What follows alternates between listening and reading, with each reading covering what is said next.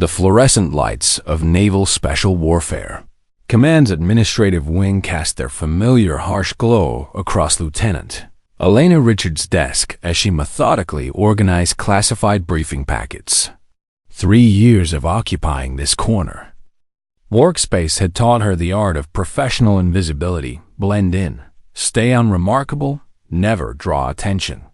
The irony wasn't lost on her that maintaining such perfect mediocrity required meticulous precision. Her fingers moved efficiently across the keyboard, updating personnel files with the same steady rhythm she'd maintained every day for 36 months. To anyone watching, she appeared to be exactly what her personnel jacket claimed, a competent but unremarkable administrative specialist who handled classified documents with appropriate care and asked no unnecessary questions.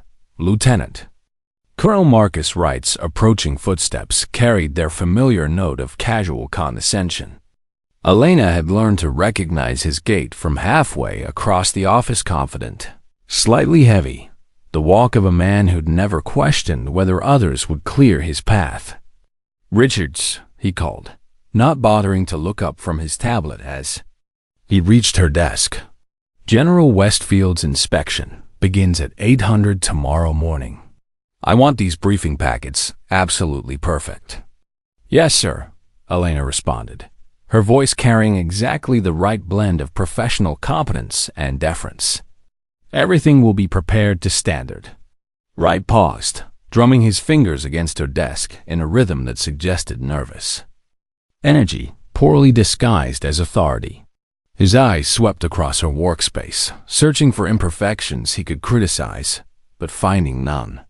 Elena had learned long ago that giving him nothing to complain about was the fastest way to make him move along. "And Richards," he added, his tone dropping to what he probably imagined was friendly advice, "try to stay invisible tomorrow. General Westfield doesn't appreciate distractions, especially from support personnel.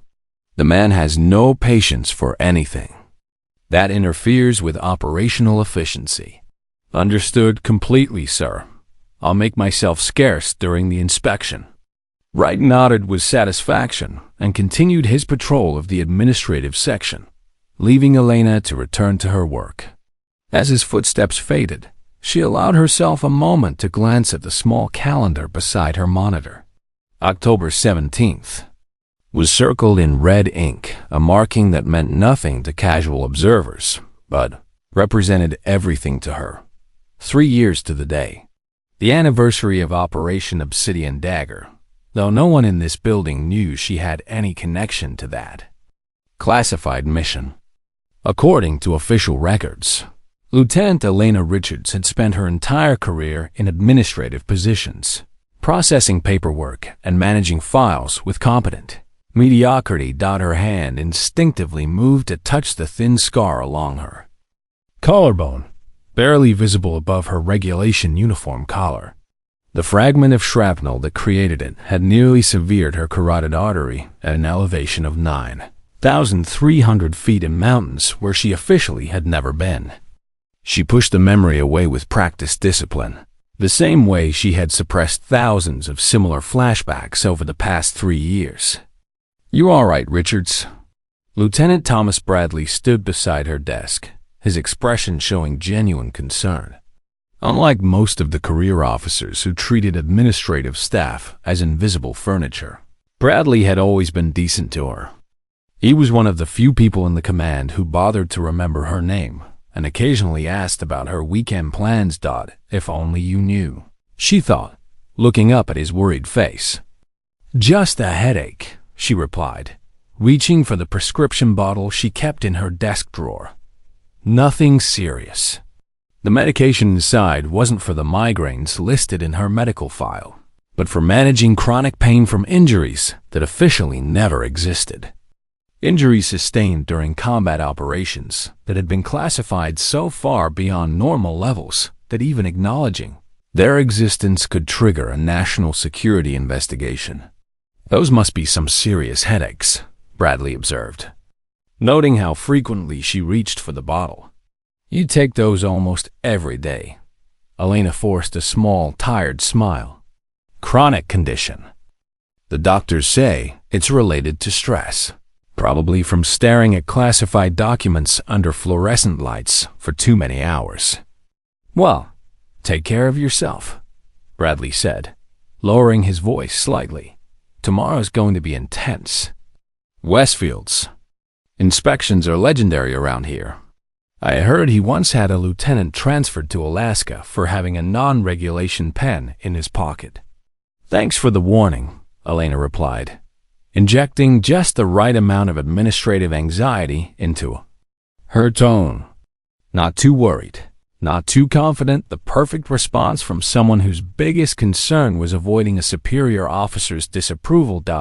As the afternoon progressed, she overheard fragments of conversation from two junior intelligence officers near the water cooler. Their voices carried just enough for her to catch the important details.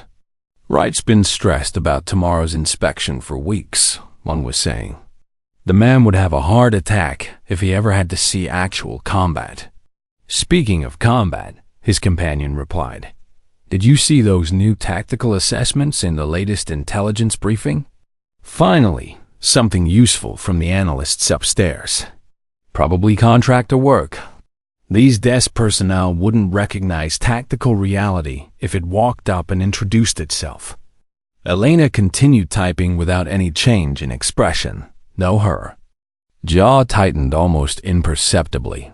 The tactical assessments they were praising represented 6 months of her careful work, methodically woven into routine reports. Small observations and suggestions that only someone with extensive field experience would recognize as valuable insights into special operations. Methodology. The irony was perfect. The same officers who dismissed administrative staff as glorified secretaries were unknowingly relying on analysis provided by someone with more combat experience than most of them would accumulate in their entire careers. At 1,800 hours. Most personnel had departed for the day.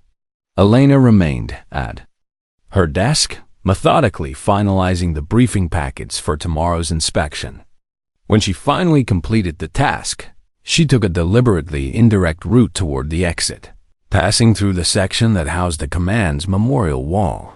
The expansive black granite surface displayed the names of those who had fallen in service to naval special warfare. Near the bottom right corner, a section marked simply Classified Operations commemorated those lost to missions that officially never happened. Instead of names, this section contained only stars, anonymous markers for anonymous sacrifices.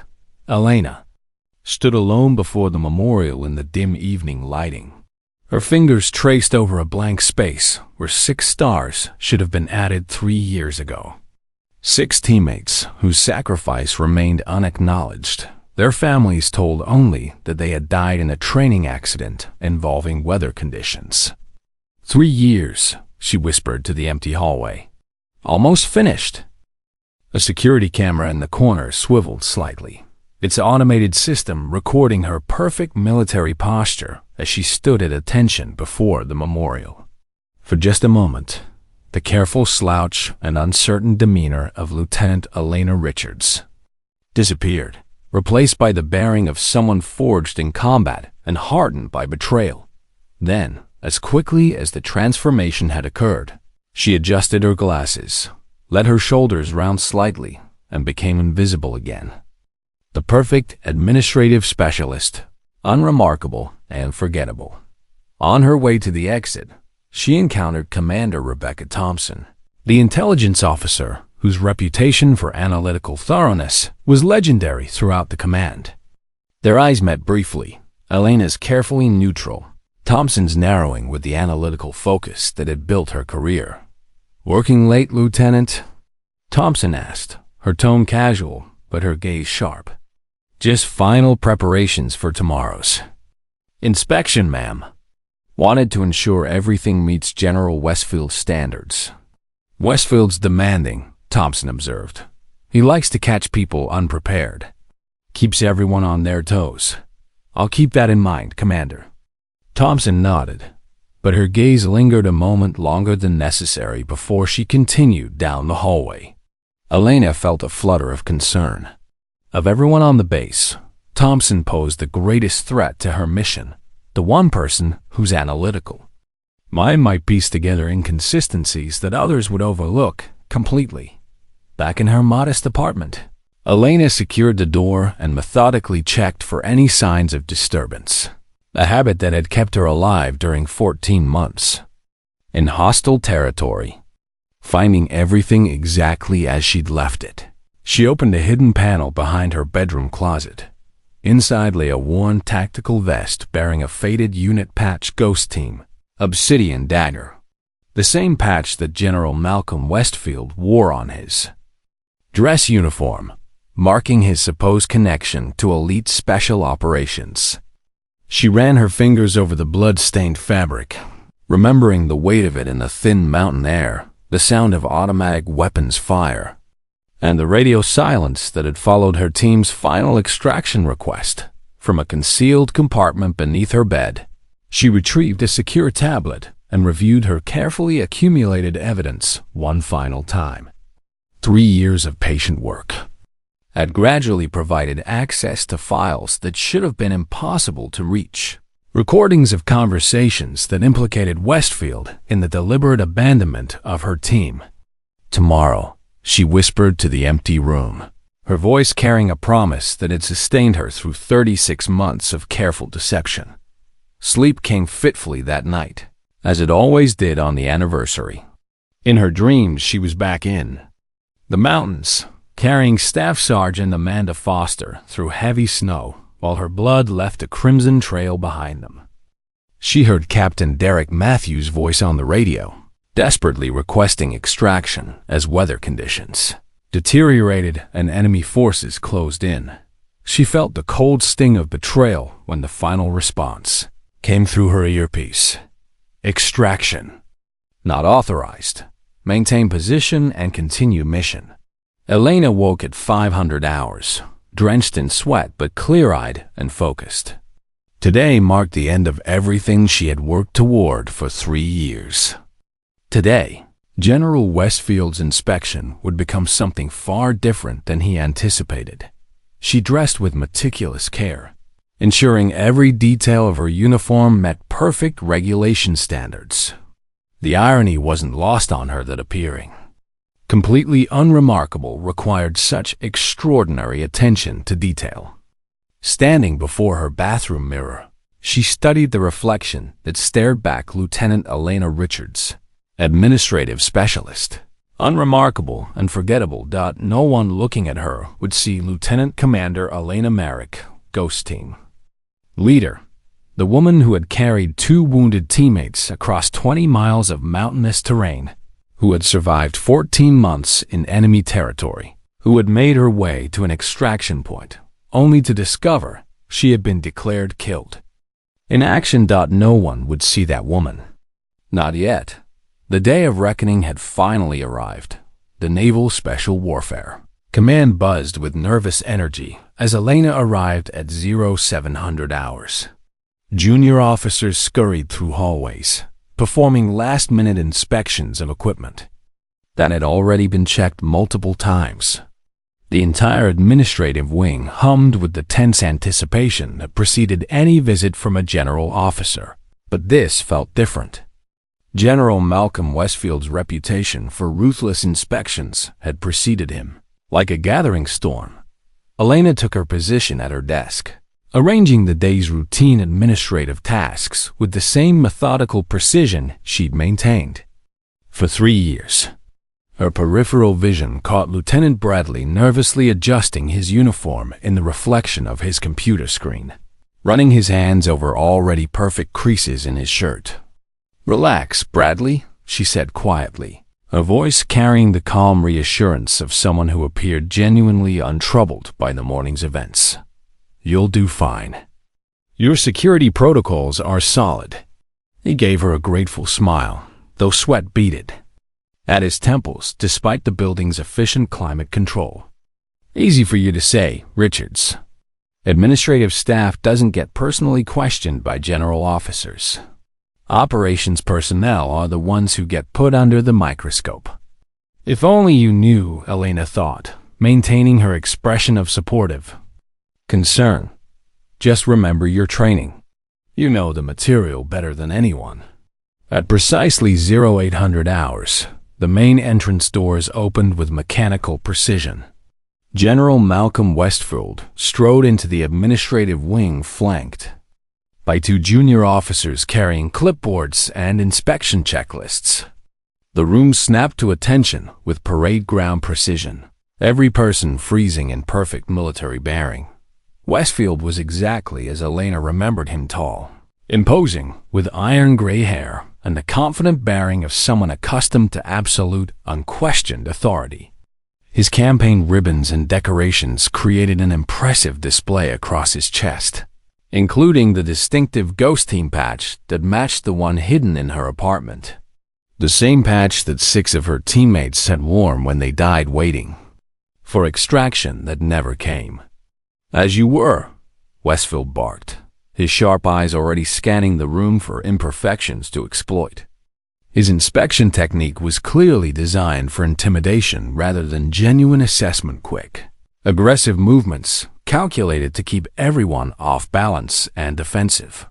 Lieutenant Colonel Wright stepped forward with practiced deference, his earlier nervousness now masked behind professional courtesy. "Welcome to Naval Special Warfare Command, General. We're honored by your inspection and eager to demonstrate our operational readiness."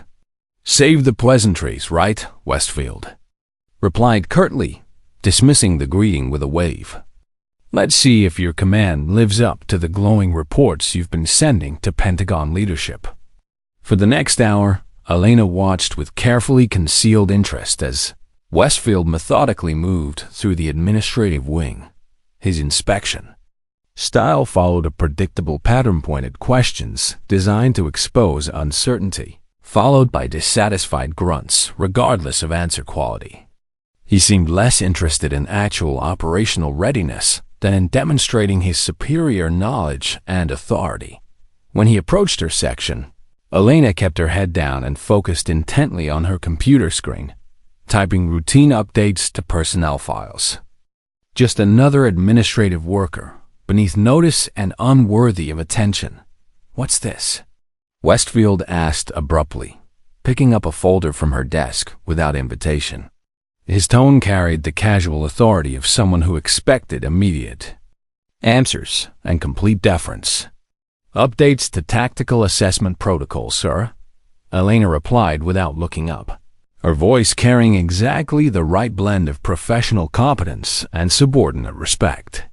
"Filed and distributed according to current regulations."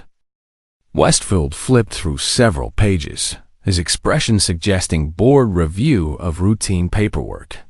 After a moment, he dropped the folder back onto her desk with deliberate carelessness. "Carry on." Elena released a carefully controlled breath as he moved to the next workstation. The first hurdle was cleared. 3 years of preparation had paid off. She had successfully appeared completely unremarkable to the man who had abandoned her team to die by mid-morning. Westfield's inspection had progressed to the main command briefing room, where senior officers gathered for his operational assessment. As the administrative specialist assigned to record the session, Elena sat quietly in the back corner, notebook open, the perfect picture of competent invisibility. The briefing room's atmosphere grew increasingly tense as Westfield stalked between rows of officers, his entourage trailing behind like hunting hounds. Lieutenant Colonel Wright stood rigidly at attention near the front, sweat now visible at his temples despite his earlier confidence. "Your security protocols are completely inadequate," Westfield announced, examining a procedures manual with theatrical disgust. "These standards wouldn't pass basic inspection at a training facility, much less an operational command." Wright's jaw tightened slightly, but he maintained his professional composure. "Sir, our protocols meet all current Navy special warfare requirements and have been recently updated according to I don't care what requirements they meet." "Colonel," Westfield interrupted. "I care about what works in real operational environments. Who certified these procedures?" Wright's eyes darted toward Lieutenant Bradley, clearly preparing to deflect responsibility. "That would be Lieutenant Bradley's department, sir. He oversees security protocol implementation." Elena watched Bradley stiffen as Westfield's attention focused on him like a targeting laser. The general approached with predatory slowness, clearly enjoying the younger officer's visible discomfort. "Lieutenant Bradley," Westfield said, his voice carrying false friendliness that made the following critique more devastating. "Explain to me why your security protocols directly contradict established special operations procedures. Section 5.3. Bradley hesitated, clearly caught off guard by the specific reference. Elena could see him struggling to recall the exact details of a regulation that had been recently modified. His uncertainty was obvious, and Westfield's satisfied expression suggested this was exactly the reaction he'd hoped to provoke. "Sir, I believe there was an update to that section last month," Bradley began uncertainly. "The protocols we're currently using should reflect." "Should?" Westfield interrupted sharply. "Lieutenant, in special operations, should gets people killed. Either your protocols are correct or they're not. Which is it?" "Sir," Elena heard herself say before conscious thought could stop her. The word emerged with quiet authority that seemed to surprise everyone in the room, including herself. "There was an update to Section 5.3 last month. Lieutenant Bradley's protocols reflect the most current standards." The briefing room fell completely silent.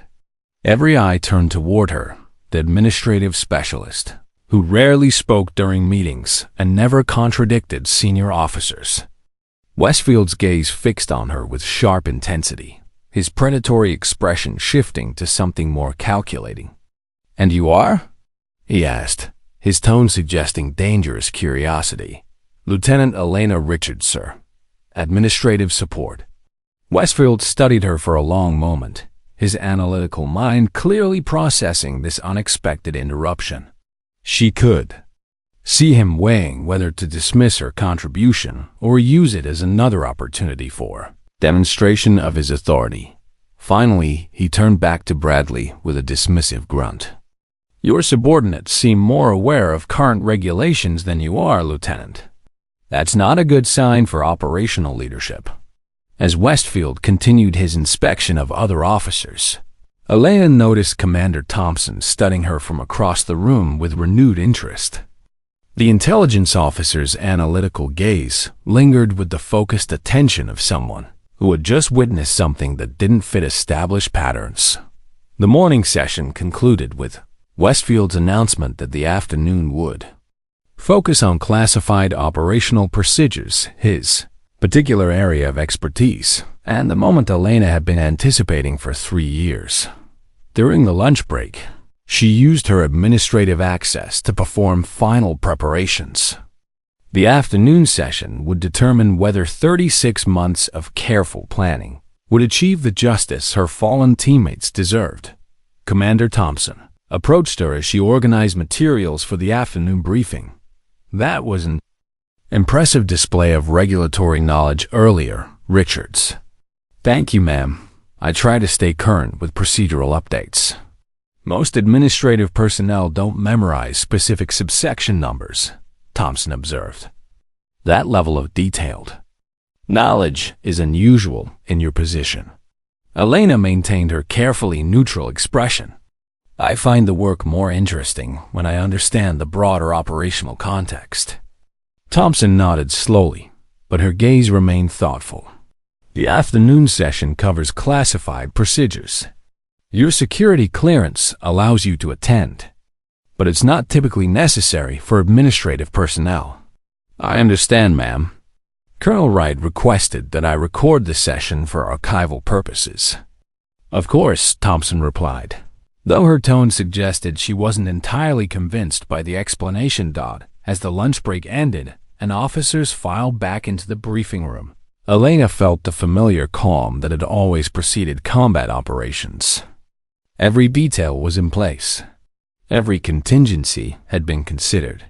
After 3 years of patient preparation, the moment of truth was finally at hand. General Westfield entered the room carrying additional classified folders, his demeanor suggesting anticipation for the afternoon's demonstration of his superior knowledge and experience. He had no way of knowing that among his audience sat someone who possessed first-hand knowledge of his greatest failure and the evidence to prove it. The hunt was about to become something very different than he expected. The command center briefing room had been meticulously arranged for the afternoon's classified session. General Westfield's position at the head of the conference table established clear hierarchy, while senior officers arranged themselves according to rank and department. Elena took her designated position in the back corner, notebook ready, embodying the perfect image of administrative efficiency. As she organized her recording materials, she felt the weight of Commander Thompson's continued observation from across the room. The intelligence officer had been watching her with increasing attention since the morning's regulatory intervention, her analytical mind clearly processing inconsistencies that others had missed. Being noticed by Thompson was dangerous, but Elena had planned for this possibility. Lieutenant Colonel Wright called the room to attention as Westfield entered, flanked by his junior officers carrying sealed folders marked with the highest classification levels. The afternoon would focus on special operations, integration with intelligence assets, Westfield's claimed area of expertise, and the perfect venue for what Elena had planned. "As you were," Westfield commanded, his voice carrying the casual authority of absolute power. "This afternoon, we'll examine classified operational protocols that separate competent commands from exceptional ones." He nodded to one of his assistants, who distributed sealed folders to the senior officers present. Elena noticed that administrative personnel, including herself, were pointedly excluded from receiving materials, a detail that would prove ironically significant. These case studies represent both successful and failed operations from the past. 5 years, Westfield continued. Understanding the difference between success and failure in special operations requires more than textbook knowledge. It requires experience in making life and death decisions under impossible circumstances. Elena maintained her facade of professional disinterest while internally preparing for what she knew was coming. If Westfield intended to discuss Operation Obsidian Dagger, it would happen during this session. 3 years of intelligence gathering had revealed his pattern of using classified operations to demonstrate his superior knowledge and authority. For the next hour, Westfield led the senior officers through various operational scenarios, questioning their tactical assessments with the aggressive style that had characterized his morning inspection. His technique remained consistent: create uncertainty, then demonstrate superior understanding through access to classified information that others couldn't challenge. Lieutenant Bradley, still recovering from the morning's humiliation, seemed particularly eager to redeem himself. When Westfield posed a question about communication security in hostile environments, Bradley straightened in his chair with visible determination. "Sir, based on current protocols, the primary concern would be signal interception by sophisticated monitoring equipment. Standard procedure requires encrypted burst transmissions at predetermined intervals." Westfield's expression remained neutral, suggesting neither approval nor disapproval. "An adequate textbook response, Lieutenant, but incomplete. What happens when those predetermined intervals become tactically impossible to maintain?" Bradley hesitated, clearly uncertain about the specific scenario Westfield was constructing. "Sir, emergency protocols allow for deviation from standard timing, but only with command authorization. And if command authorization is unavailable?" Westfield pressed. "If weather conditions, enemy activity, or equipment failure makes standard communication impossible. The question hung in the air as Bradley struggled to formulate a response that would satisfy the general's expectations. Elena could see sweat beading on the lieutenant's forehead as he realized he was being led into another trap designed to demonstrate his inadequacy. "Command authorization would still be required, sir," Bradley finally answered, his voice lacking conviction. "Emergency protocols exist to handle unusual circumstances, but operational security requires operational security." Westfield interrupted with obvious disdain. "Is a luxury that doesn't always exist in real-world scenarios. Sometimes, Lieutenant, operators must make decisions based on tactical necessity rather than administrative procedure." Elena's pen stilled on her notepad as familiar anger built in her chest. She employed breathing techniques learned during special operations training. 4 counts in, hold for 7, 8 counts out. The memories of that October night 3 years ago threatened to break through her carefully maintained composure. Which brings me to a case study in operational excellence under adverse conditions, Westfield announced, clearly pleased with the opportunity to demonstrate his superior knowledge. 3 years ago, Operation Obsidian Dagger represented the perfect execution of classified protocols when standard procedures became impossible. Elena's knuckles whitened around her pen, but she maintained her administrative pose. Across the room, Commander Thompson's gaze sharpened with professional interest in what promised to be a significant operational discussion. Obsidian Dagger was a deep intelligence-gathering mission in the Hindu Kush, Westfield explained, his tone shifting to practiced solemnity. A 6-person ghost team was inserted to collect critical data on emerging terrorist networks operating along the Pakistani border. He paused dramatically, allowing the weight of classified information to establish his authority over everyone present. "Sadly, we lost the entire team due to extreme weather conditions and overwhelming enemy contact. But the intelligence they transmitted before their sacrifice proved invaluable to subsequent national security operations." Lost the team, as if they had been misplaced rather than deliberately abandoned. Elena felt her carefully constructed persona beginning to crack under the pressure of suppressed rage. She had spent 14 months in enemy territory after the extraction was denied, moving only at night, surviving on whatever she could find while her wounds festered and her teammates died one by one. Captain Derek Matthews had died of exposure after their medical supplies ran out. Staff Sergeant Amanda Foster had survived her combat injuries for 8 days before infection took her. The others had died within the first month, leaving Elena alone with their bodies in a cave at 9,000 feet elevation, waiting for rescue that would never come. And Westfield called it a loss due to weather conditions. "Sir," a junior intelligence officer spoke up, "I'm not familiar with Operation Obsidian Dagger from our standard briefing materials. Could you provide more context about the tactical situation?" Westfield's satisfied expression suggested this was exactly the question he'd hoped to receive. "It wouldn't be in your standard materials, Lieutenant. Obsidian Dagger remains highly classified. Most operational details are known only to those with specific compartmentalized clearance." He moved to the center of the room, clearly enjoying his position as the sole authority on information that others desperately wanted to understand. In fact, certain elements of the operation are known only to those who were directly involved in its planning and execution. Elena recognized the setup. Westfield was preparing to demonstrate his exclusive knowledge through some detail that would prove his intimate involvement with the mission. This was the moment she had been waiting for, the moment when his arrogance would provide the opening she needed. The extraction protocols developed for Obsidian Dagger, for example, were so sophisticated that they remain classified above your current security level, Westfield continued. The communication sequences used by the team were known only to a select few individuals. He smiled with unmistakable self-satisfaction.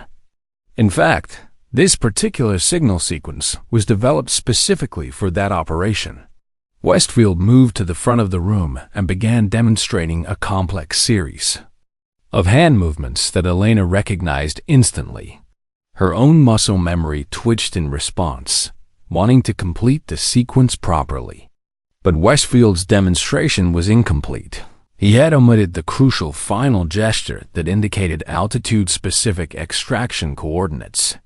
"Only 12 people in the world know this signal," Westfield declared with obvious pride. "All SEAL team operators who earned their trident through blood and sacrifice."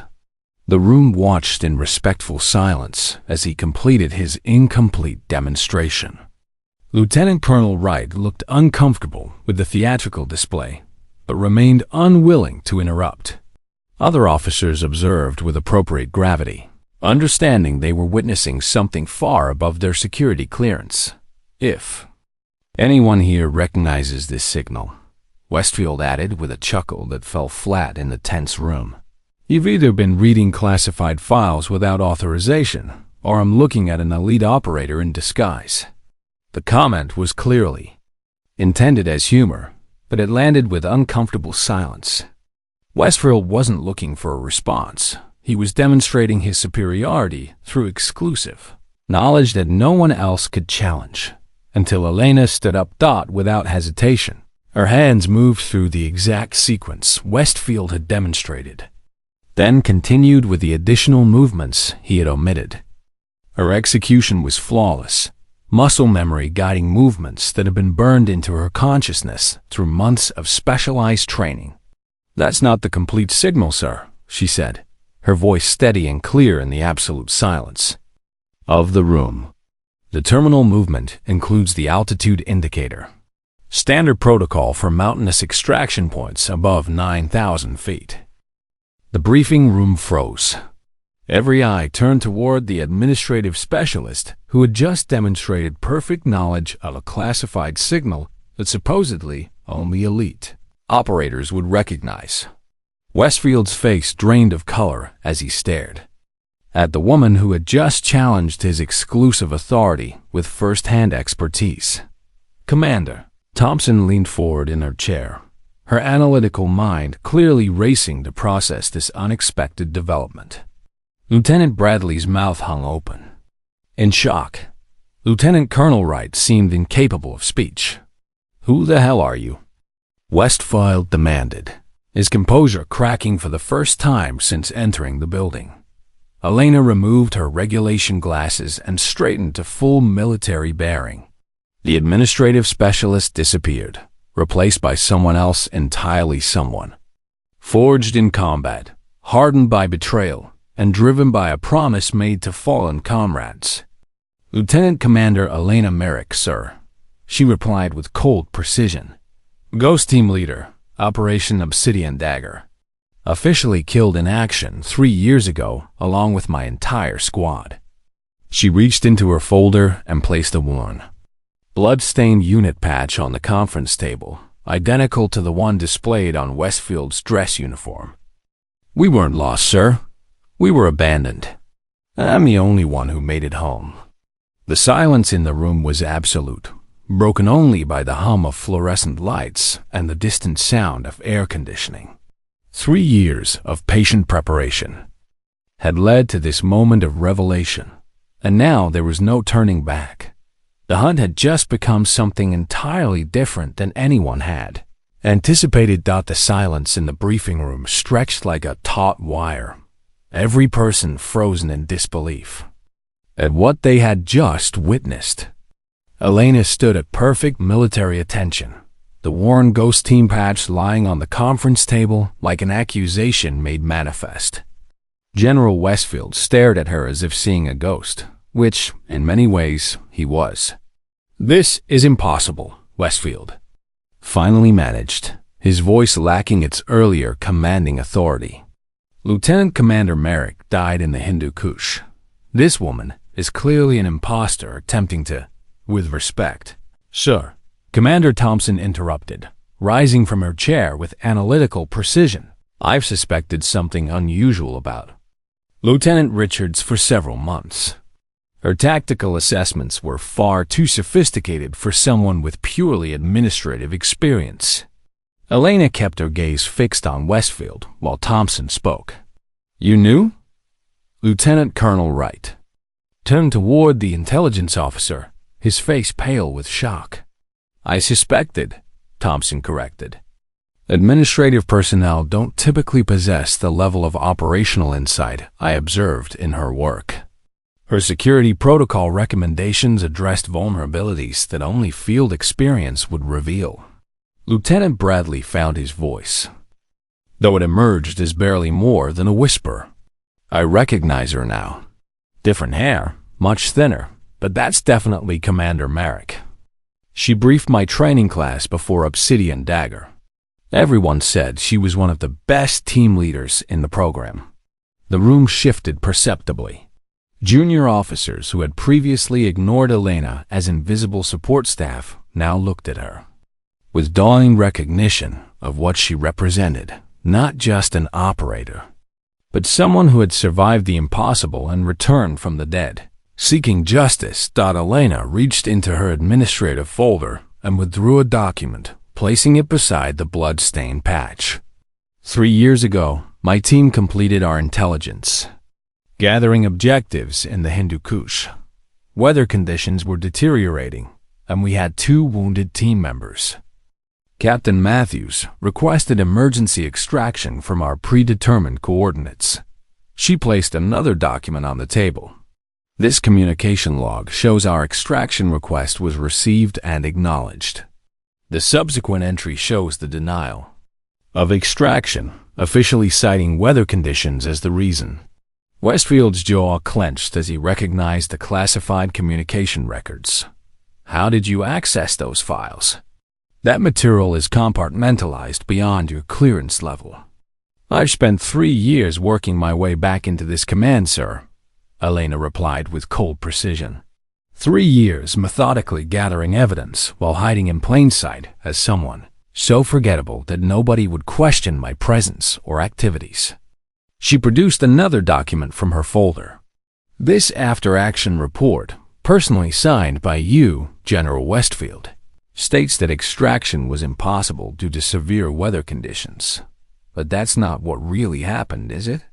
Wright stepped closer to examine the documents, his expression growing increasingly troubled as he recognized official letterhead and classification markings. "These are legitimate Pentagon communications," he murmured. "The extraction wasn't denied because of weather," Elena continued, her voice steady despite the rage building beneath her professional composure. "It was denied because acknowledging our position would have revealed unauthorized operations in a politically sensitive border region. 6 operators were abandoned to maintain plausible deniability." Westfield's face flushed with anger. "You signed confidentiality agreements. This disclosure violates multiple security protocols and constitutes..." "What constitutes betrayal?" Elena interrupted. "Is leaving your operators to die in hostile territory to cover up political miscalculations."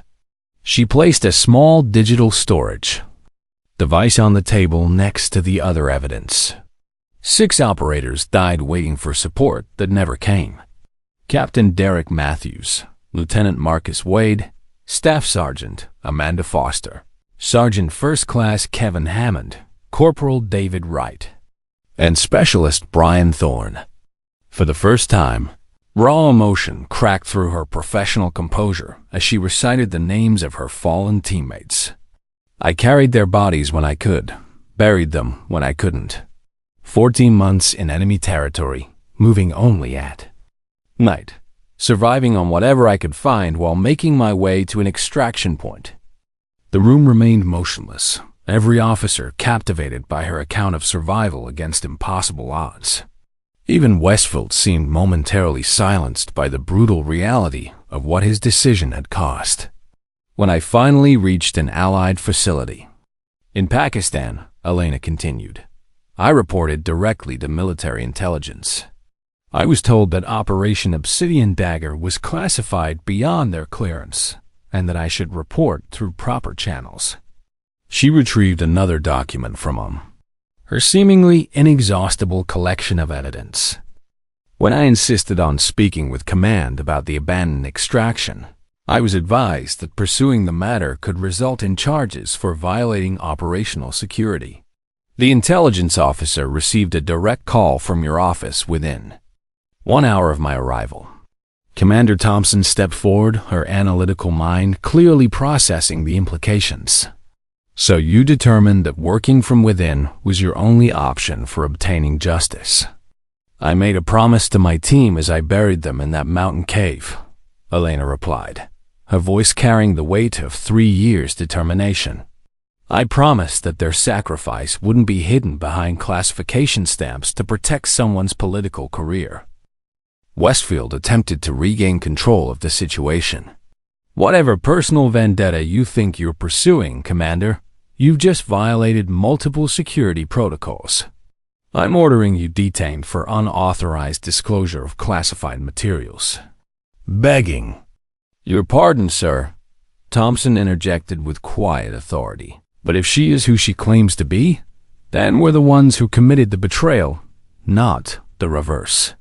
Lieutenant Bradley suddenly straightened, recognition dawning across his features. Sir, that's definitely Commander Merrick. I attended one of her tactical briefings during advanced training. She was legendary, even then, for her operational expertise. The dynamic in the room shifted perceptibly. Junior officers who had previously dismissed Elena as invisible, administrative personnel now regarded her with the respect due to an elite operator who had accomplished the impossible, surviving alone in hostile territory and returning to seek accountability. Lieutenant Colonel Wright, sensing the changing tide, took a careful step away from Westfield's position. General, I had no knowledge of any extraction denial or abandonment of personnel. Of course you didn't, Elena said, her gaze never leaving Westfield. The operation was compartmentalized. Only those directly involved in planning would have known about the extraction request and denial. She placed yet another document on the growing collection of evidence. This order, issued under General Westfield's direct authorization, instructed monitoring stations to disregard any emergency signals from our operational area as probable enemy deception attempts. The room fell silent as officers absorbed the implications of what she had revealed. Westfield's face drained of color as he recognized his own signature on the damning document. This order was issued while 4 members of my team were still alive, Elena continued relentlessly. Captain Matthews survived exposure for 6 days after our supplies ran out. Staff Sergeant Foster lived for 8 days with combat injuries before infection took her. They died waiting for rescue that had been deliberately prevented. Commander Thompson examined the document with professional thoroughness. This is authentic Pentagon correspondence with proper classification markings and authorization codes. The extraction wasn't denied because it was tactically impossible. Elena pressed on, her voice gaining strength with each revelation. It was denied because acknowledging our presence would have exposed unauthorized cross-border operations that could have created diplomatic incidents with supposed allies. She retrieved a final document from her folder, a tactical assessment report bearing Westfield's personal signature. According to this analysis, which you personally authored, our intelligence was deemed mission-critical to ongoing operations. Yet, when we needed extraction to deliver that intelligence, we were abandoned to maintain political deniability. Westfield's attempts at maintaining authority were crumbling under the weight of documented evidence. These operations required difficult decisions based on strategic necessity. One team against broader national security interests. 6 operators, Elena corrected with icy precision. 6 human beings with families, with futures, with the right to expect that their command wouldn't abandon them to cover up political miscalculations. She turned to address the entire room. General Westfield didn't just fail to extract my team. He actively prevented any rescue attempts by classifying our emergency signals as enemy deception. 6 Americans died in a cave at 9,000 feet. Elevation, not because extraction was impossible, but because it was politically inconvenient. The silence that followed was broken only by the sound of Lieutenant Bradley's sharp intake of breath. Even the most junior officers present understood they were witnessing something unprecedented. The systematic exposure of command betrayal at the highest levels. Commander Thompson cleared her throat diplomatically. "General, I believe the Congressional Committee on Special Operations Oversight has scheduled hearings on operational accountability. They would undoubtedly be interested in this new evidence." Elena nodded gravely. "The hearings resume tomorrow morning. I've already submitted my testimony request through proper channels." For the first time since her revelation began, Westfield seemed to grasp the full scope of what was happening. This wasn't just an angry subordinate making accusations. This was a systematic prosecution built on 3 years of methodical evidence gathering. "This is still classified material," he insisted, but his voice had lost its commanding edge. "Public disclosure would damage national security." "What damages?" "National security," Commander Thompson replied firmly, "is abandoning operators in the field and covering it up. It destroys the trust that makes special operations possible." Elena looked around the room at the officers, who now watched her with a mixture of awe and respect. 3 years ago, I made a promise to 6 dead teammates that I would survive, that I would return, and that I would make sure their sacrifice wasn't buried behind classification stamps to protect careers built on their graves. She straightened to her full height. The lieutenant commander she had always been now fully visible to everyone present. "Tomorrow, that promise will be fulfilled. The truth about Operation Obsidian Dagger will finally be told."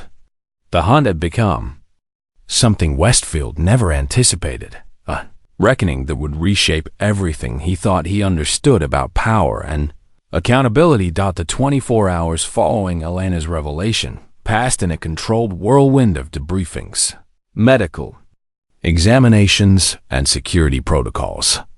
She found herself in a secure conference room deep within Naval Special Warfare Command, surrounded by JAG officers, intelligence personnel, and high-ranking naval officials who had flown in overnight upon learning that a presumed dead operator had returned with explosive allegations against a general officer. Commander Thompson had remained at her side throughout the process, managing the proceedings with efficient precision while ensuring Elena received the respect her rank and extraordinary experience demanded. General Westfield had been sequestered in another section of the facility, his security clearances temporarily suspended pending a full investigation. Commander Merrick, Admiral Patricia Blackwood, addressed her formally, using the rank that had been officially restored within hours of her revelation. The Admiral's presence indicated just how seriously the Navy was taking these allegations. "I want to personally express how remarkable your survival and return truly are. The entire Naval Special Warfare community mourned your loss along with your team." "Thank you, ma'am," Elena replied, her voice steady despite the exhaustion that came from maintaining perfect composure throughout endless questioning. The facade of Lieutenant Elena Richards had been completely shed, replaced by the bearing of the Special Operations Officer she had always been. Admiral Blackwood studied the extensive collection of documents spread across the conference table. "Your debriefing indicates you spent 14 months evading capture in hostile territory before reaching an Allied extraction point in Pakistan. You then spent nearly 2 years creating a new identity and infiltrating your way back into Naval Special Warfare Command." "Yes, ma'am." "Altogether the evidence necessary to bring accountability for Operation Obsidian Dagger. That level of dedication is both commendable and deeply concerning, Commander," the Admiral observed. "Most personnel would have simply come forward immediately upon reaching safety." Elena's expression hardened slightly. "With respect, Admiral, I attempted exactly that approach first. Upon reaching the embassy in Islamabad, I reported directly to military intelligence. I was informed that Operation Obsidian Dagger was classified beyond their clearance level and advised to report through proper channels. She slid a document across the table showing her initial contact report. When I insisted on speaking with command about the abandoned extraction, I was told that pursuing the matter could result in charges for violating operational security. Within 1 hour of my arrival, the intelligence officer received a direct call from General Westfield's office. Admiral Blackwood's expression darkened as she reviewed the embassy contact report. "So you determined that working from within the system was your only viable option?" "I made a promise to my fallen teammates, ma'am," Elena replied with quiet intensity. "I promised them as I buried their bodies that their sacrifice wouldn't be hidden behind classification stamps to protect the careers of those who abandoned them."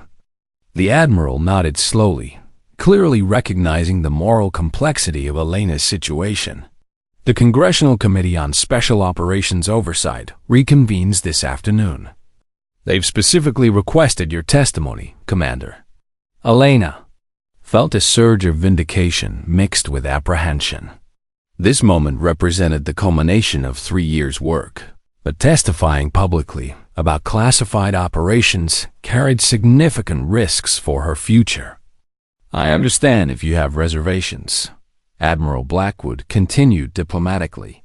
"Public testimony means extensive exposure, which could complicate any future role in special operations." "With respect, ma'am," Elena replied firmly. I stopped.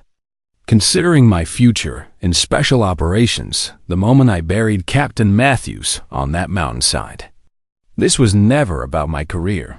It's about ensuring that what happened to my team never happens to anyone else. Admiral Blackwood's expression softened with what might have been respect. "Very well, Commander. The Navy will neither impede nor direct your testimony. The truth deserves to be heard, regardless of the consequences." As the Admiral departed, Commander Thompson approached with a garment bag bearing Elena's name. "I took the liberty of arranging for your dress uniform, properly ranked with your actual decorations." Elena accepted the bag with genuine appreciation. "Thank you for your support throughout this process, Commander. Not everyone would have been so quick to believe my story." Thompson smiled slightly. "I've been analyzing intelligence reports for 15 years, Merrick. I recognize authentic operational experience when I see it. Besides, your administrative work was too sophisticated. No one with your tactical insights spends their career filing reports unless they have compelling reasons." 4 hours later, Elena sat before the Congressional Special Operations Oversight Committee in the Hart Senate office building. The chamber's bright lights illuminated her dress uniform with its rows of combat decorations, creating a striking contrast to the woman who had spent 3 years hiding behind administrative anonymity. The room was packed beyond capacity with military officials, lawmakers, defense contractors, and journalists who had been hastily summoned when news of the hearing's extraordinary circumstances leaked through Washington's intelligence community. General Westfield sat at a separate table with his legal counsel, his face a carefully maintained mask of professional neutrality. Representative Margaret Stevens, the committee chairwoman, called the session to order with obvious gravity. "This emergency session addresses newly discovered evidence regarding Operation Obsidian Dagger, a classified mission that resulted in the reported loss of a 6-person special operations team 3 years ago." She turned toward Elena with formal solemnity. "We have an unprecedented witness today. For the record, please state your name and rank." "Lieutenant Commander Elena Merrick, United States Navy, former Ghost Team leader, Operation Obsidian Dagger," Elena replied clearly, her voice carrying across the packed chamber. A murmur ran through the audience as the implications registered. Representative Stevens addressed the committee to provide context. Commander Merrick was presumed killed in action along with her entire team. Her appearance before us represents an extraordinary development in our ongoing oversight investigations. Commander, Stevens continued, please explain to this committee how you come to be here today when official records list you as deceased. For the next 45 minutes, Elena provided a comprehensive account of Operation Obsidian Dagger, the mission objectives, the intelligence gathered, the extraction request, and the subsequent abandonment. She spoke without emotion, presenting facts with the precision of a professional briefing, but the raw power of her survival story held the chamber in absolute silence. After completing our primary intelligence objectives, weather conditions began deteriorating rapidly, she explained. 2 team members had sustained injuries during an enemy engagement. Captain Matthews requested emergency extraction from our predetermined coordinates using established protocols. She displayed the communication logs that had taken 3 years to obtain. This record shows the extraction request was received and acknowledged by command authority. This subsequent entry shows the denial of extraction, with weather conditions cited as the official reason. Representative Stevens examined the documents with obvious concern. And you believe this official reason was falsified? Yes, ma'am. While weather was certainly a factor, it was not prohibitive for extraction. More importantly, this classified assessment signed by General Westfield reveals the true reason for denial. Elena presented another document that caused audible gasps from the audience. The extraction was denied because our presence in the operational area would have revealed unauthorized cross-border activities that could have created diplomatic complications with regional allies. General Westfield's attorney immediately objected. Madam Chairwoman, these documents remain highly classified. Their disclosure in this setting violates multiple security protocols. I'll remind Counsel that this committee maintains the highest security clearance for oversight purposes. Representative Stevens replied firmly. Continue, Commander. Elena turned to face Westfield directly across the chamber. 6 operators were abandoned not because extraction was impossible, but because acknowledging our presence was politically inconvenient. She placed another damning document before the committee. This order, issued under General Westfield's authorization, specifically instructed all monitoring stations to disregard emergency signals from our operational area as probable enemy deception attempts. The chamber fell into stunned silence as committee members absorbed the implications of deliberate signal suppression while American operators were dying in the field. This order was issued while 4 members of my team were still alive, Elena continued relentlessly. Captain Matthews died of exposure after 6 days when our medical supplies were exhausted. Staff Sergeant Foster survived her combat injuries for 8 days before infection took her. They died waiting for rescue that had been systematically prevented. Representative Stevens removed her glasses, her expression reflecting the gravity of what she was hearing. Commander Merrick, your survival under these circumstances is extraordinary. But I must ask, why not come forward immediately upon reaching safety? Why infiltrate Naval Special Warfare Command under false identity? Elena's carefully maintained composure cracked slightly, revealing the pain that had driven her for 3 years. I did attempt to report through proper channels, ma'am. Upon reaching our embassy in Pakistan, I was directed to remain silent by officials who contacted General Westfield immediately. It became clear that obtaining justice for my team required gathering evidence from within the system that had betrayed us. The truth was finally emerging, and there would be no stopping it now. The net that Elena had spent 3 years weaving was closing around those responsible for the greatest betrayal of her life. The Congressional hearing chamber remained in absolute silence as Elena concluded her initial testimony.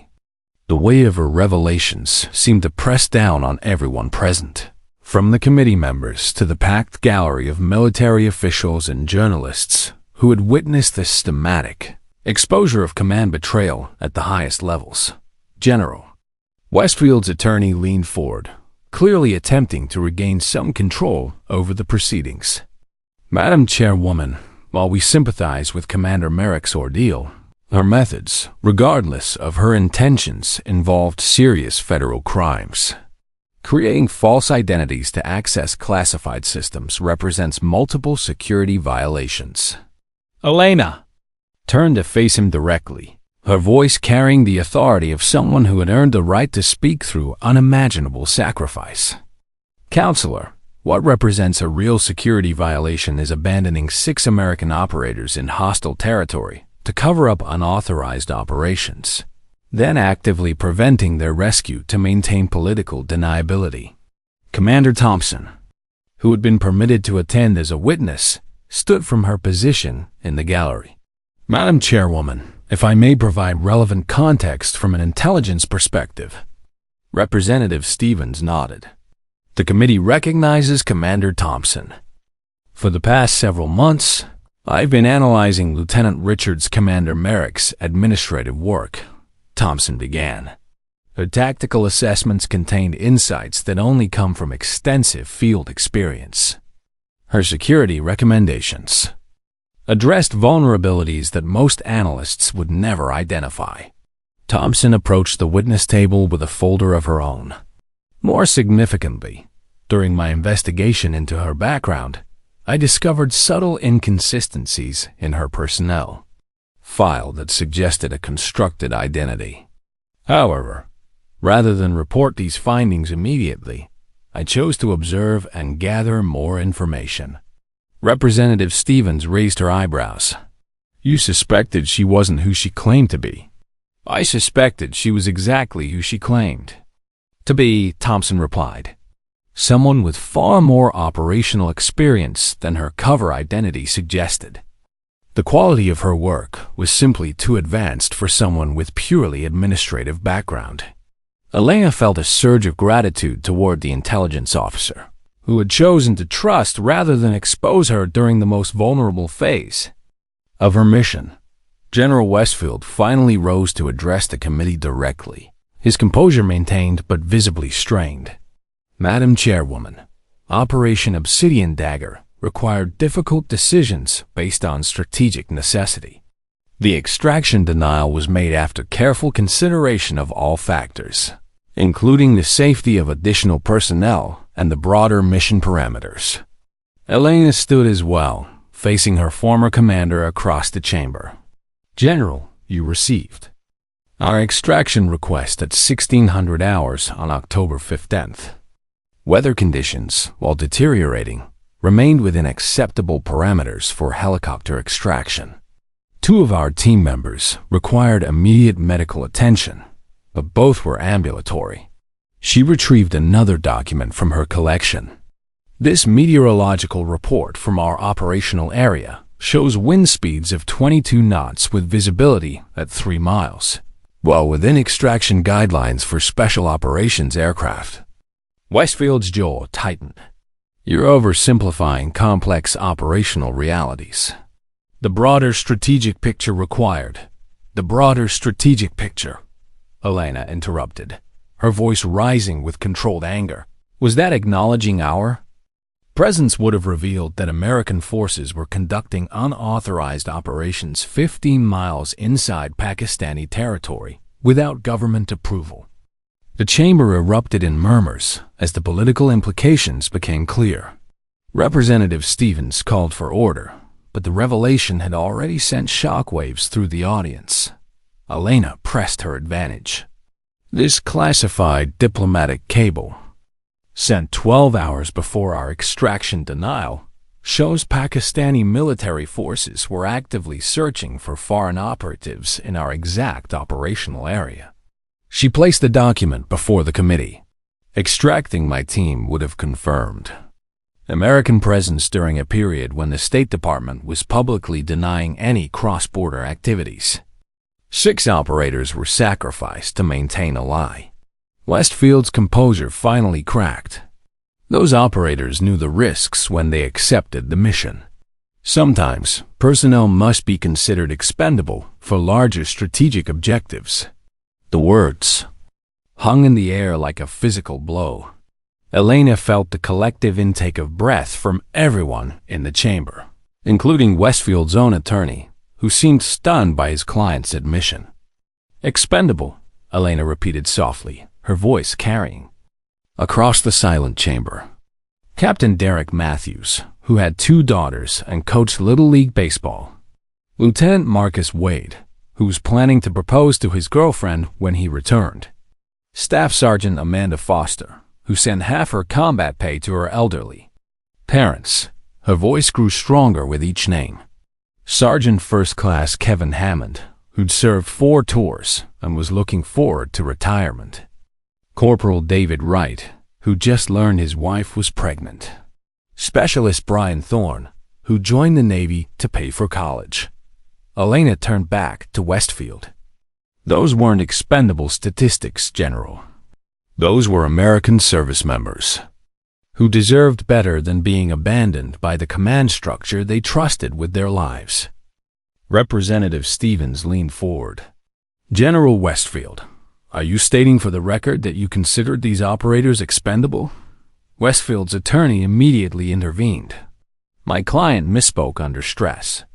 What he meant to convey was that all military operations involve calculated risk assessment. No, Elena said firmly. He meant exactly what he said.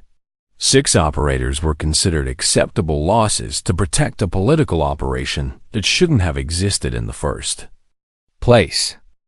She retrieved a final document from her extensive collection. This after-action assessment, completed 6 months after our supposed deaths, recommends expanding the same type of unauthorized cross-border operations that led to our abandonment. General Westfield proposed using our sacrifice as justification for increasing operations in politically sensitive areas. The committee members reviewed the document with obvious horror. Representative Stevens' expression reflected the gravity of discovering that American deaths had been used to justify expanding the very activities that caused those deaths. Commander Merrick, Stevens asked quietly, what outcome are you seeking from these proceedings? Elena straightened to her full height, every inch the naval officer she had always been. I want my team properly honored, ma'am. Their names placed on the memorial wall without classification restrictions. Their families told the truth about how they died, instead of the lie about training accidents they've been living with. She paused, her gaze sweeping the chamber. And I want operational protocols changed to ensure no commander can ever again abandon operators in the field to protect political considerations rather than legitimate tactical necessities. Furthermore, Elena continued, I want every family member of my fallen teammates to receive the full military honors and benefits they were denied when this operation was covered up. They deserve to know their loved ones died as heroes, not as victims of political expedience. Representative Stevens nodded solemnly. Thank you for your testimony, Commander. This committee will continue its investigation with the evidence you've provided. General Westfield will remain on administrative leave pending our findings and any subsequent criminal referrals.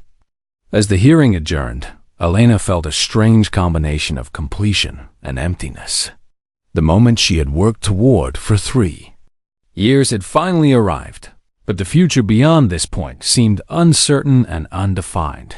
Commander Thompson joined her as they exited the chamber through a side door to avoid the waiting media. You did well in there, Merrick. It took courage to expose all of this. Elena nodded, though her expression remained thoughtful. 3 years of planning for this moment, and now I'm not sure what comes next. What comes next, Thompson replied, is justice, and maybe, eventually, peace. Outside the chamber, Elena could hear the buzz of reporters and the clicking of cameras as news of the hearing spread throughout Washington. The story would be front-page news within hours, and the reverberations would be felt throughout the defense establishment. After 36 months of living as someone else, Elena Merrick was finally free to be herself again. The question was whether that person could find a way to move forward from the promise that had consumed her life for 3 years. The reckoning was complete. Now came the harder task of learning to live with victory. 1 month after the Congressional hearing, Elena stood in her dress uniform before the Naval Special Warfare Memorial Wall, surrounded by faces she hadn't seen in 3 years. The families of her fallen teammates had traveled from across the country to witness what they had been told would never happen. The public recognition of their loved ones' true service and sacrifice. Captain Matthews' elderly mother, Dorothy, clutched Elena's hand with surprising strength. Her weathered face bore the lines of 3 years spent grieving a son she'd been told died in a routine training accident. "Derek spoke about you in his letters," Dorothy said softly, her voice carrying the weight of long-held sorrow. "He said you were the finest officer he'd ever served under, that he'd follow you anywhere." Elena's throat tightened with emotion she'd kept carefully controlled throughout the hearing process. "He was the best of all of us, Mom. They all were." Lieutenant Wade's fiancée, Jennifer, stood nearby with a small child Elena didn't recognize. The little girl, perhaps 3 years old, bore Marcus's distinctive green eyes. "She'll never remember him," Jennifer said quietly, following Elena's gaze. "But she'll know what kind of man her father was." Finally, Elena knelt to the child's level, her voice gentle. "Your daddy was a hero, sweetheart. He saved a lot of people." Commander Thompson stood with Admiral Blackwood as the memorial ceremony began. The morning's newspaper headlines were still fresh in everyone's minds. SEAL team abandoned. General faces court-martial, and ghost soldier returns to expose Pentagon cover-up. The story had dominated news cycles for weeks, forcing uncomfortable conversations about accountability throughout the defense establishment. The ceremony itself was simple but profound. A Navy chaplain offered a prayer for the fallen, while honor guards prepared to unveil 6 new names on the memorial wall. For 3 years, these operators had been represented only by anonymous stars in the classified section. Today, they would finally be recognized by name. Admiral Blackwood stepped forward, carrying a small presentation case. The Secretary of the Navy extends his personal apologies for the command failures that led to this tragic loss. The actions we honor today should have been recognized 3 years ago. She opened the case to reveal the Navy Cross, its distinctive ribbon and star catching the morning sunlight. "Commander Merrick, your actions in attempting to save your teammates while gathering critical intelligence under impossible circumstances represent the finest traditions of naval service." Elena accepted the medal with solemn dignity. She had not sought personal recognition, but understood that accepting this honor represented something larger than her self-acknowledgement, that the truth had finally emerged from beneath layers of classification and political convenience. As the ceremony continued, Elena placed 6 trident pins beneath the newly unveiled names on the memorial wall. Each pin represented not just a fallen warrior, but a promise kept after 3 years of patient determination. Captain Derek Matthews, Lieutenant Marcus Wade, Staff Sergeant Amanda Foster, Sergeant First Class Kevin Hammond, Corporal David Wright, Specialist Brian Thorne. Simple bronze letters seemed to gleam in the sunlight, no longer hidden behind the anonymity of classified operations. A young lieutenant approached Elena as the formal ceremony concluded. His name tag read Harrison, and his nervous demeanor suggested this was his first assignment to a Special Operations Command. "Commander Merrick, if you don't mind me asking," he said hesitantly, "how did you survive 14 months alone in hostile territory?" The survival specialists say it should have been impossible. Elena looked back at the memorial wall, then at the families still gathered around their loved ones' names. The rage that had sustained her for 3 years had gradually transformed into something else. Not peace exactly, but purpose. "I wasn't fighting just to survive, Lieutenant," she replied thoughtfully. "I was fighting to remember. Some missions don't end until everyone comes home, one way or another." News reports played quietly on monitors throughout the memorial area, describing General Westfield's resignation from active duty and the ongoing investigations into operational accountability. The Congressional Committee had referred multiple criminal charges to the Department of Justice, and more revelations seemed to emerge daily as investigators dug deeper into classified operations records. Staff Sergeant Foster's parents, an elderly couple from Montana, approached Elena with obvious emotion. "We want to thank you for bringing Amanda home," her father said, his voice breaking slightly. "We never believed that story about a training accident. Amanda was too good, too careful. She died protecting intelligence that saved other lives," Elena replied. "That intelligence reached its intended recipients eventually. Her sacrifice wasn't wasted." As the afternoon wore on, Elena found herself in conversations with family members who had spent 3 years living with incomplete truths. Parents who had suspected their children's deaths involved more than routine training. Spouses who had questioned why certain details of the supposed accident were classified beyond their clearance level. Commander Thompson found Elena as the crowd began to disperse. "The Navy has offered you several positions within Special Operations Training Command. Your experience would be invaluable for developing new extraction protocols and accountability procedures." Elena nodded thoughtfully. "What I went through should never happen to anyone else. If I can help prevent it, that gives meaning to everything that's happened." The first class of trainees arrives next week for the new Command Accountability program, Thompson continued. "Think you're ready to take that on?" Elena looked once more at the photograph she now kept on her desk, the only existing pictures of the complete ghost team, taken just days before Operation Obsidian Dagger. 6 faces smiled back at her, unaware of what awaited them in the mountains, but confident in their mission and their leadership. "They'll be ready when I'm finished with them," Elena replied with quiet conviction. "No operator gets abandoned again. Not on my watch." As Thompson departed, Elena opened her desk drawer and retrieved the worn, blood-stained ghost team patch she had carried for 3 years.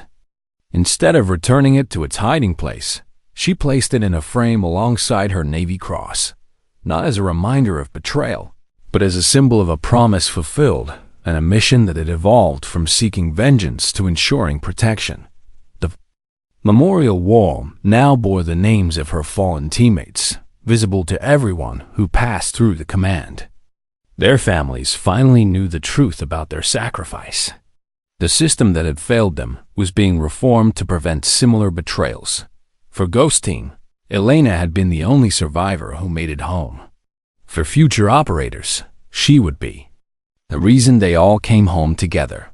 Some missions continued long after the official operation ended, and hers had transformed from a quest for justice into a commitment to safeguard others.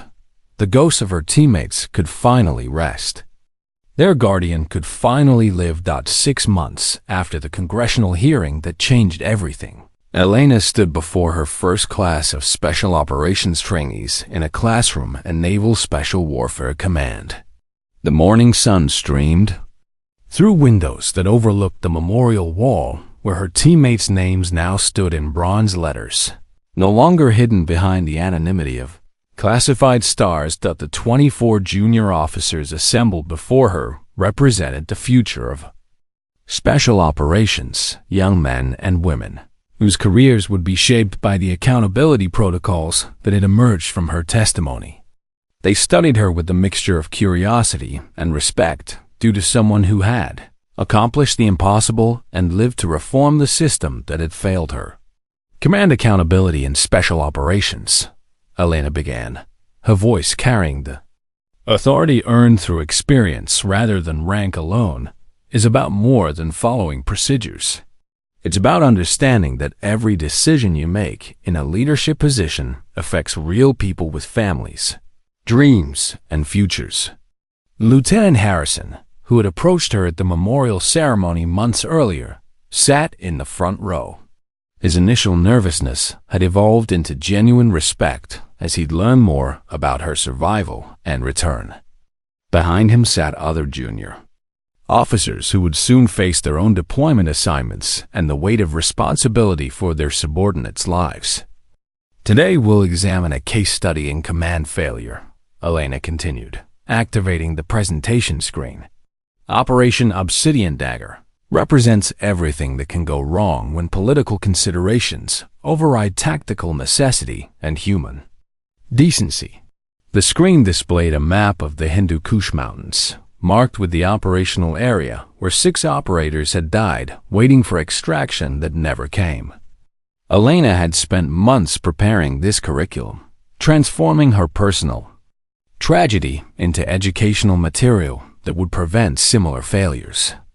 6 operators were inserted into hostile territory with specific intelligence-gathering objectives. She explained, her voice steady despite the personal nature of the material. They completed their mission successfully, but were subsequently abandoned when extraction became politically inconvenient. A young female lieutenant raised her hand. "Ma'am, how do we prevent situations where political considerations override operational necessity?" Elena smiled grimly. "By understanding that your primary obligation is to your people, not to career advancement or political convenience. The moment you accept a leadership position in special operations, you're accepting responsibility for bringing everyone home." She advanced to the next slide, showing communication logs from that October night 3 years ago. These records show the extraction request, acknowledgement, and subsequent denial. Notice the timestamps: 4 hours passed between request and denial, suggesting deliberate consideration rather than immediate tactical impossibility. Lieutenant Commander Patricia Wells, recently transferred from intelligence analysis, leaned forward with professional interest. "The delay suggests that denial came from higher authority rather than field commanders?" "Exactly," Elena confirmed. "Field commanders understand that wounded operators require immediate extraction. The delay indicates political consultation at levels far removed from tactical reality." She spent the next hour walking the class through each decision point in the operation, explaining how political considerations had gradually overridden tactical and humanitarian concerns. The junior officers listened with rapt attention, understanding they were receiving insights that could one day save lives, their own and their subordinates. "The new protocols we've implemented," Elena explained as the session neared its conclusion, "require multiple command levels to approve extraction denials.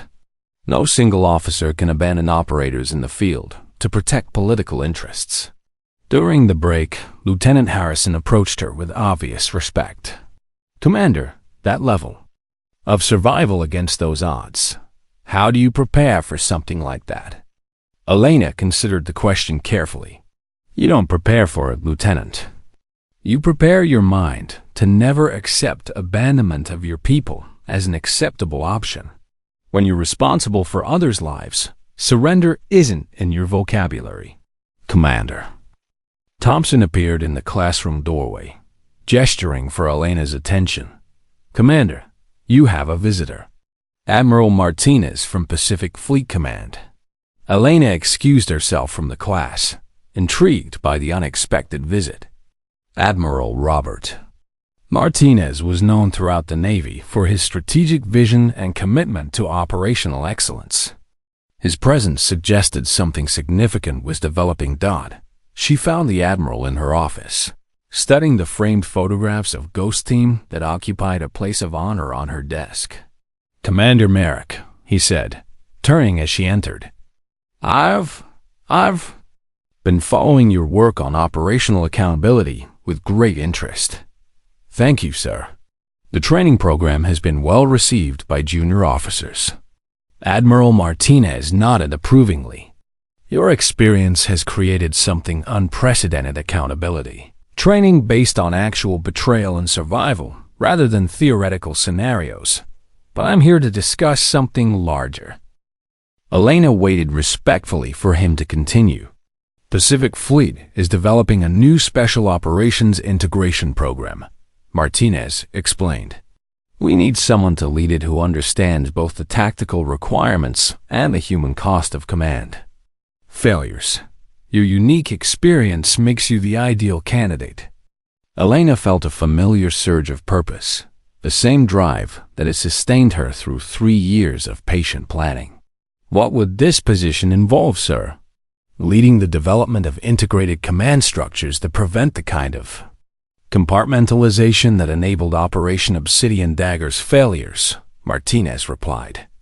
You'd be working directly with Special Operations Commands across all service branches to establish accountability protocols that protect operators from political abandonment. The scope of the opportunity was staggering. Instead of training individual classes of junior officers, she would be reshaping the entire structure that governs special operations accountability. There's one more thing, Admiral Martinez added. General Westfield's court-martial concluded yesterday. He was found guilty on multiple charges, including dereliction of duty, conspiracy, and violation of the Uniform Code of Military Justice. He'll serve 8 years in military prison and forfeit all retirement benefits. Elena absorbed this news with quiet satisfaction.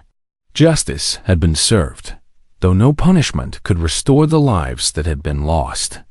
What about the other officers involved in the cover-up? 3 colonels and 2 brigadier generals have been relieved of command and face administrative punishment.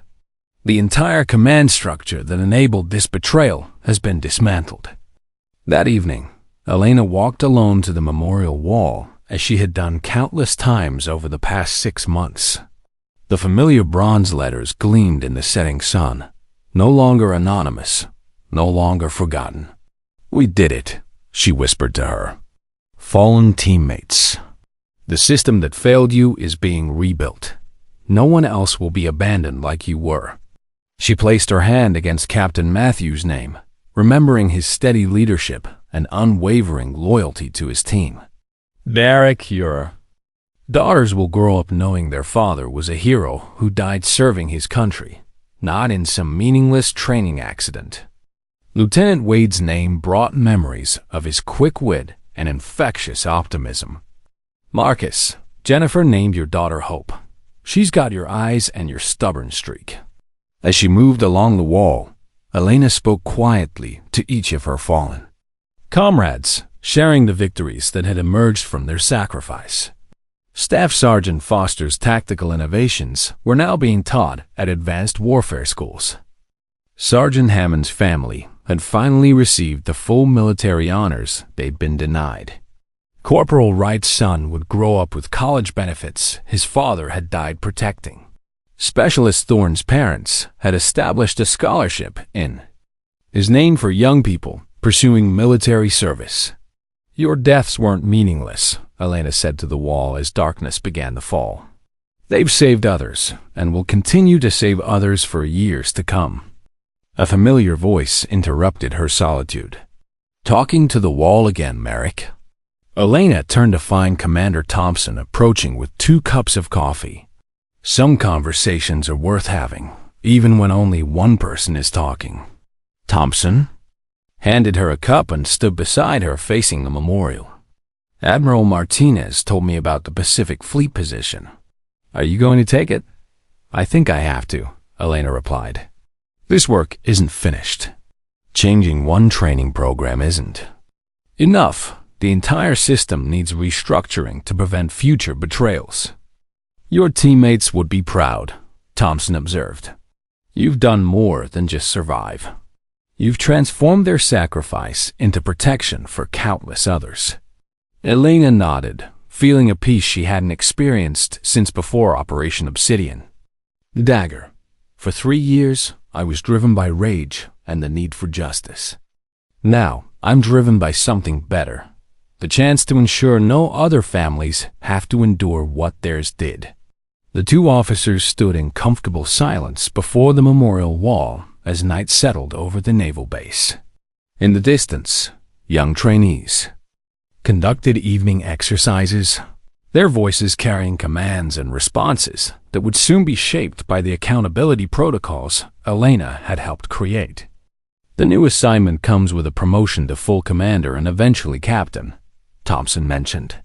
You'll have resources to implement changes across the entire special operations community. Elena smiled for the first time in what felt like years, not the careful, controlled expression she'd maintained throughout her ordeal, but genuine satisfaction at work worth doing. Captain Matthews always said the best leaders are those who've learned from failure and are determined to prevent others from experiencing the same pain. She raised her coffee cup in a quiet toast to the memorial wall. Here's to Ghost Team 6 of the finest warriors I ever knew. Their watch has ended, but their protection continues through everyone we train, every protocol we establish, every operator who comes home because of lessons learned from their sacrifice. As they walked back toward the command building, Elena felt the weight of 3 years' mission finally lifting from her shoulders. The promise she'd made in a cave at 9,000 feet had been fulfilled beyond her wildest expectations. Her teammates' names were honored, their families knew the truth, and the system that had failed them was being rebuilt from the foundation up. The girl who had once been Lieutenant Elena Richards, administrative specialist, was gone forever. The woman who had survived 14 months in hostile territory had completed her mission of justice. Now Commander Elena Merrick, Special Operations Reformer and Guardian of Future Warriors, was ready for her next assignment. Some battles end with victory on the battlefield. Others end with the knowledge that the war itself has been changed for the better. As Elena looked back one last time at the memorial wall, she knew that her teammates' greatest victory wasn't the intelligence they'd gathered or the enemies they'd defeated. It was the reformation of the system that would protect every operator who came after them. The signal had been completed. The message had been delivered. And the promise made to 6 fallen heroes had become a legacy that would protect thousands of others for generations to come. Elena Merrick was finally home. If you enjoyed this story, don't forget to hit the subscribe button and become a part of our Everyday Life Stories community. Where are you watching from? Drop a comment below. We love hearing from our amazing viewers around the world.